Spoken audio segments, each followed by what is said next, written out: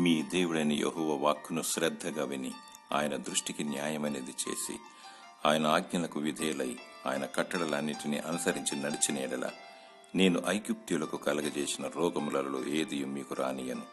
నిన్ను స్వస్థపరచు యెహోవాను నేనే. నిర్గమకాండము 15:26. దేవుని వాక్యము అవసరమైనది. నీతి న్యాయములను జరిగించాలి. ఆయన ఆజ్ఞలకు లోబడాలి. విధేయత గలవారై ఆయన కట్టడలను విధులను పాటించాలి. నీ ఆత్మకు మేలు కలుగుతుంది. ఆత్మీయమైన జీవం లభిస్తుంది. నీ ఆత్మ నశించిపోకుండా నరకానికి గురి కాకుండా దేవుడు నిన్ను కరుణిస్తాడు. సదాకాలం ఆయనతో ఉంటాము. భూలోకంలో స్వస్థత దయచేవాడు దేవుడే. నీకు విడుదల దయచేసి నిన్ను విమోచించువాడు దేవుడే. దేవుని స్తుతించు. దేవుడు నిన్ను రక్షించి స్వస్థపరిచి దీవించునుగాక. ఆమేన్.